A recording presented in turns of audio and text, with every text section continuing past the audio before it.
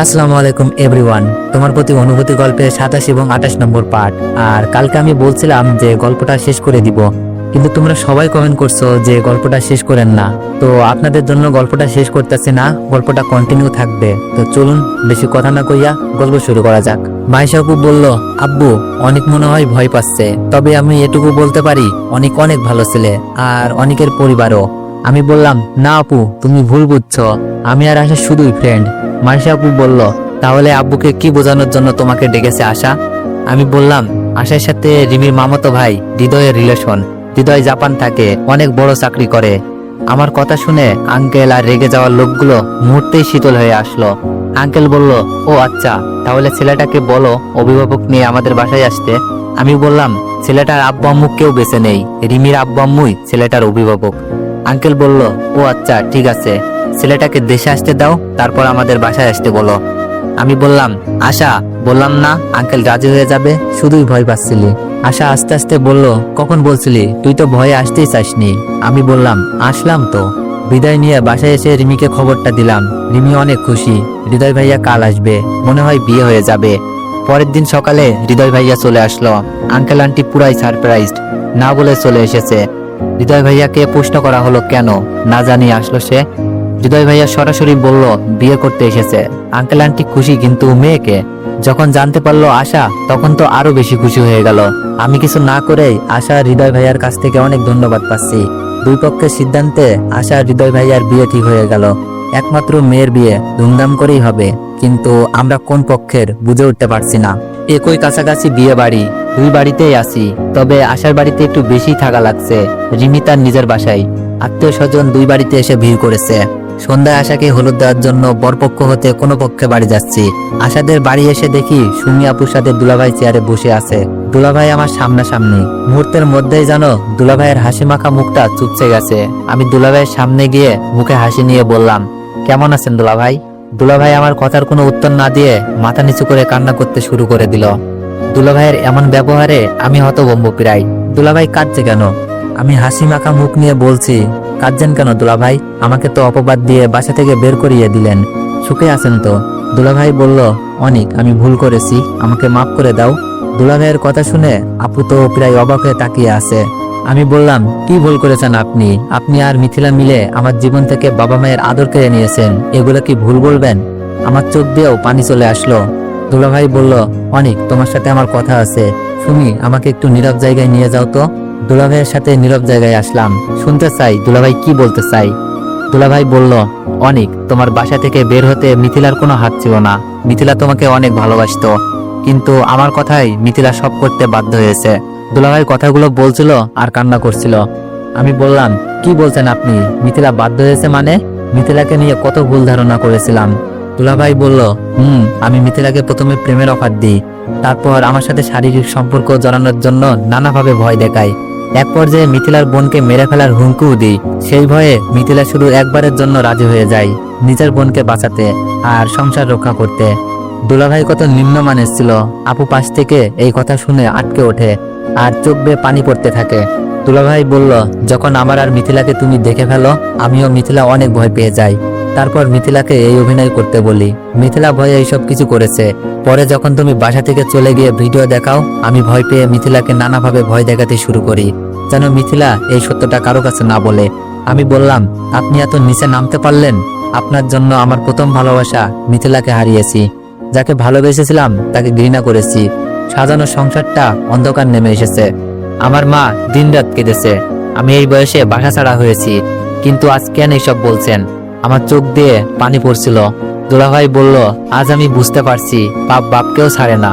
সেদিন একটা অ্যাক্সিডেন্টে আমার পা চলে যায়। শুধু আল্লাহর কাছে বলেছিলাম আমাকে যেন সত্যিটা বলা পর্যন্ত বাঁচিয়ে রাখে।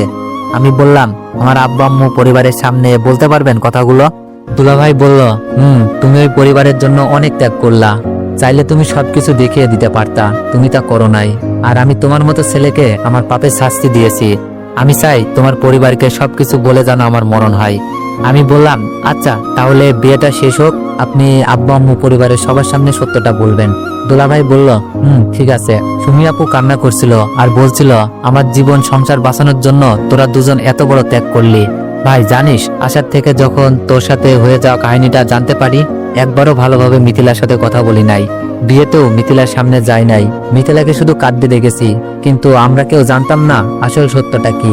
আপুকে বলেছিলাম, আপু কান্না করো না, সব ঠিক হয়ে যাবে, যার পাপের শাস্তি সে পাবে। মাঝখান থেকে পরিবারের বন্ধনটা নষ্ট হয়ে গেল, আমরা না হয় আবার সেই বন্ধনটা জোড়া দিয়ে দিব।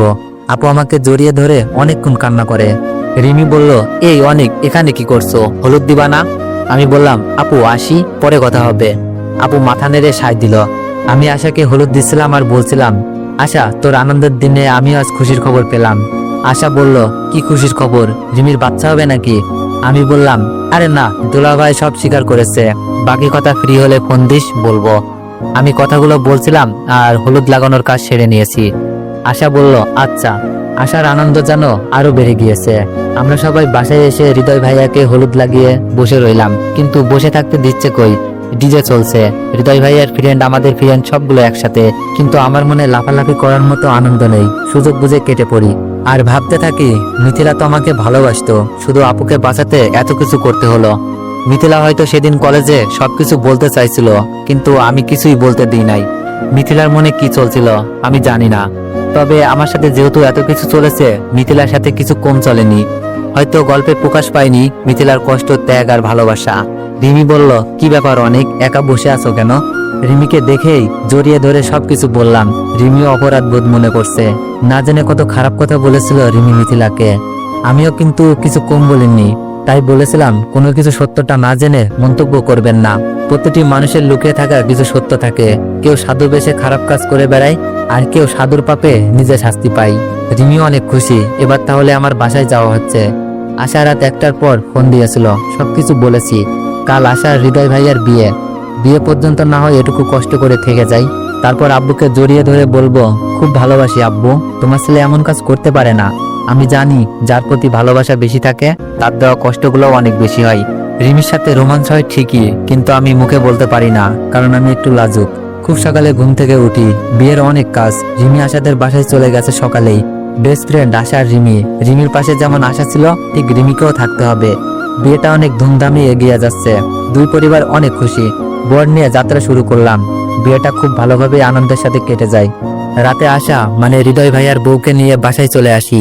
বাসর ঘর সাজানো হয়েছে, কিন্তু আশাকে কোনো কিছুই দেওয়ার কথা মাথায় আসেনি। আমি রিমির কাছে গিয়ে বললাম, রিমি আশাকে কি দিয়েছ? রিমি বলল, কেন, তুমি কিছু দেও নাই? আমি বললাম, মনে ছিল না, রাত তো অনেক হয়েছে। রিমি বলল, এক কাজ করো, আমাদের বিয়ের গিফটগুলো দিয়ে দাও।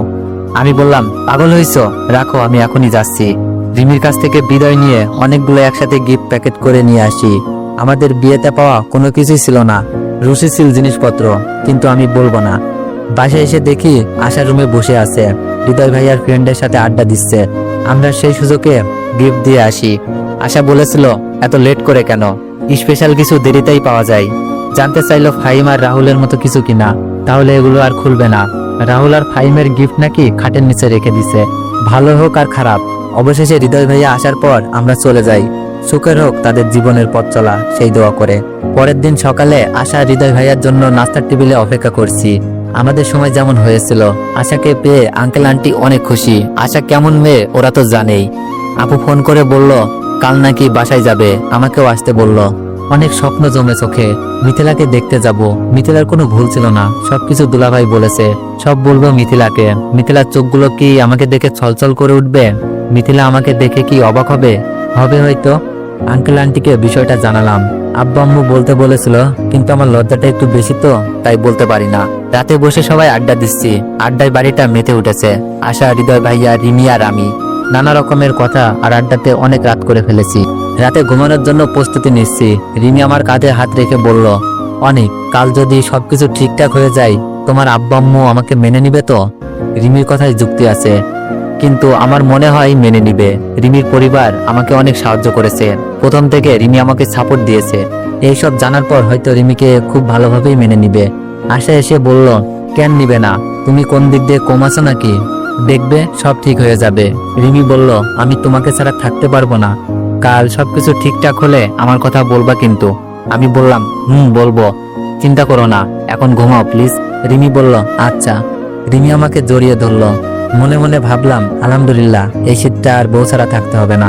তারপর আর কি রোমাঞ্চের জগতে যা যা হয় তোমরা তো জানোই, আর যারা যারা জানো না বিয়ে করো অবশ্যই জানতে পারবা।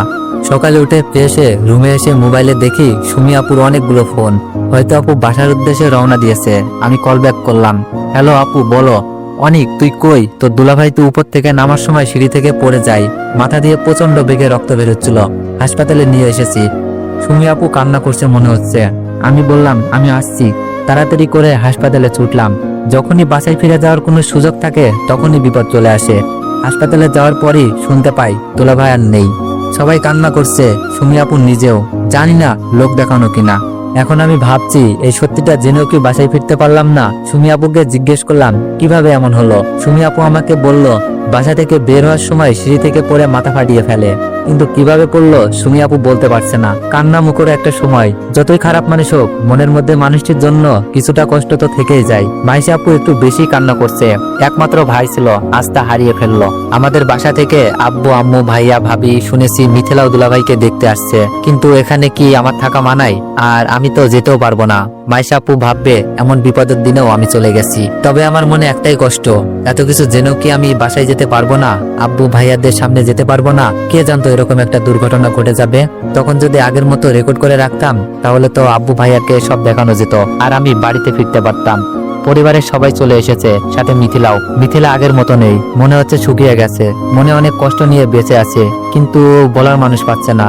আমার দিকে মিথিলার চোখ পড়তেই অবাক হয়ে তাকিয়ে আছে। হয়তো ভাবছে এত কিছুর পর অনেক এখানে কি করছে, এত ভালো মানুষ হতে বলেছে কে, কিন্তু কথা বলার সাহস নেই। আমি মিথিলাকে ইশারায় ডাকলাম। মিথিলাও আমার সাথে কথা বলার জন্য এগিয়ে আসছিল। হঠাৎই আব্বু আমাকে দেখে ফেলে। আব্বু বলল, এই তুই এখানে কেন? এখান থেকে চলে যা বলছি। আব্বুর এমন ব্যবহারে আশেপাশের লোকজন হাঁ করে তাকিয়ে আছে। মিথিলাও এক পা দুপা করে পিছিয়ে যাচ্ছে। আমি কাপা গলায় বললাম, আব্বু আমি তো দুলাভাইকে দেখতে এসেছিলাম। আব্বু বলল, তুই আমাকে আব্বু বলবি না। আর তুই কি দেখতে এসেছিস? হ্যাঁ, তোর মতো ছেলে এই লাশকে দেখলে সেই লাশটাও জাহান্নামে যাবে। সরি আব্বু, আমি যাচ্ছি। আমি চলে যেতে পা বাড়ালাম। মাইশা আপু বলল, অনেক কই যাচ্ছ? আঙ্কেল এত বছর পর ছেলের উপর এত রাগ দেখাচ্ছেন কেন? আব্বুর মুখ তো বন্ধ হয়ে এসেছে। নিজের মুখে ছেলের খারাপ কাজের কথা বলতে পারছে না, তবে মনের ভিতর অনেক রাগ দেখতে পাচ্ছি। আমি বললাম, আপু আব্বু আমাকে দেখে রাগ কন্ট্রোল করতে পারছে না, আর এমন একটা সময়ে এই ধরনের পরিস্থিতি না হওয়াই ভালো। আমার তো কিছু করার নাই, আমার হাতে যে কোনো প্রমাণও নাই। আর আজ প্রমাণ থাকলেও তো প্রকাশ করতে পারতাম না।